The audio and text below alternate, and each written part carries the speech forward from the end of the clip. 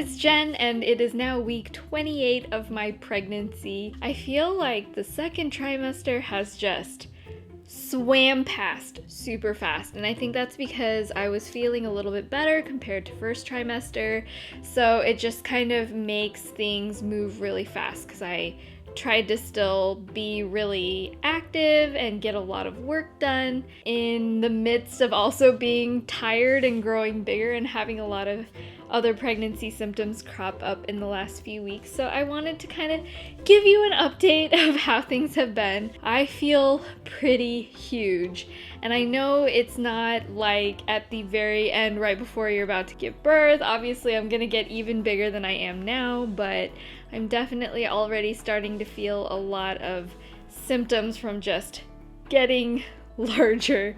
According to my pregnancy app, the baby is now the size of an echidna, which is super crazy. In terms of fruits and vegetables, another app also says that the baby is the size of a large eggplant. A lot of them say that the baby's already bigger than 2 pounds, which is crazy because if I think about my dog Oreo, when I got him when he was a puppy, the baby is already like the size of my dog when I got him. He was like a fully functioning little puppy outside of the womb, and that is the size of my baby in my tummy. So that's pretty insane. As far as my own symptoms go, I've noticed that my nails are stronger, and so is my hair. I've definitely had shortness of breath, especially when I'm laying in certain positions. Like it just feels like I can't get a full breath in. And also after I eat a really full meal, I just, it's a little harder to fill my lungs because my stomach area is kind of pushing up against my lungs. I definitely can feel my rib cage kind of expanding a little bit. Obviously, my clothes are fitting quite differently. I really haven't tried to even wear any pants that aren't maternity pants for a few months now. I will say Oreo has gotten more protective of me as we've gone along. I feel like he just like barks more and he'll like come to me. For instance, when Ben is out of the house and he comes back from getting groceries or something, Oreo will greet him at the door, but then if I'm laying in bed, he'll literally run to me to the bed and wait for Ben to come and see me.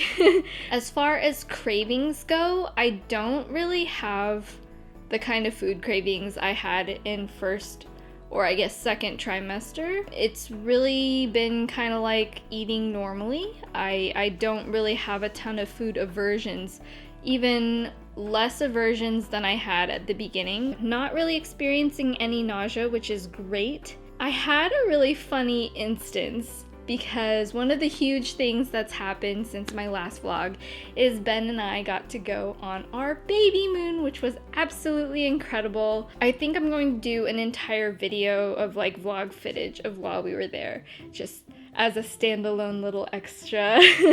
As I was preparing for that trip, I tried on all of my older swimsuits to see what would still fit, and I have to say, about half of them, I was just spilling out of it, especially the bottoms. When I tried to put on the same thing, it's like, oh my goodness, this is like butt crack city. It just doesn't cover enough. It's a little scandalous. Some downsides I've been having are, my acne. I've brought this up in previous vlogs, but like my back knee is really out of control. I mentioned it last time and it really hasn't gotten any better. I have quite a lot of hyperpigmentation on my back. It makes me feel quite self-conscious.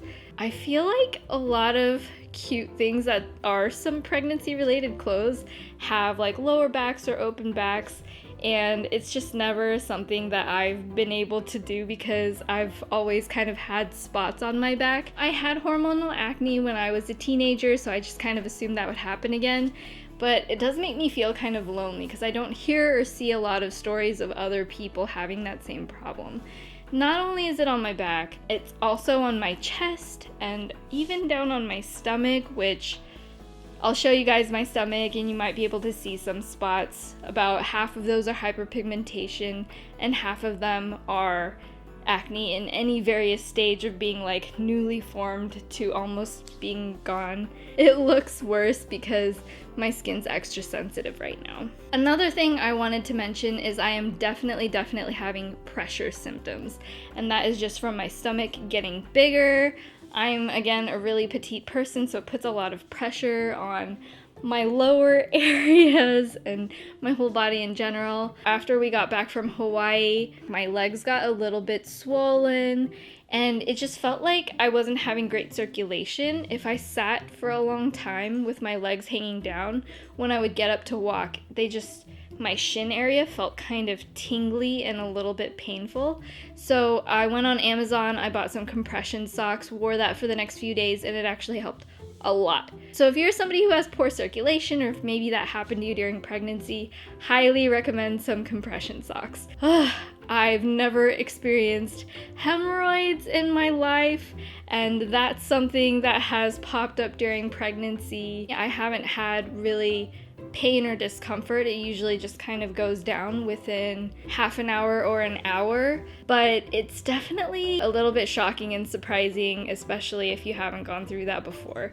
I've tried using like a support band, and that usually helps quite a lot. My internal body temperature, which in the first half of pregnancy I was always cold all the time, even if the temperature was pretty comfortable. I'm not quite at the stage where I'm like hot or sweaty on a regular basis, but I definitely feel my body being warmer than it was. As far as movements go, I know other people try to count kicks and everything, and I feel like I really don't have to because my baby is super active. She is a little gymnast and is jumping all over the place. It's starting to get to that point where I'm having the weird like alien movements, and what I've noticed is I've had a lot of pinpointed kicks on my right side, so I can tell that her feet are over here and her head and arms are over on this side. That's kind of interesting because I always wondered like how can people tell like how their baby's oriented, and I think it's because the feet are the strongest things that kick.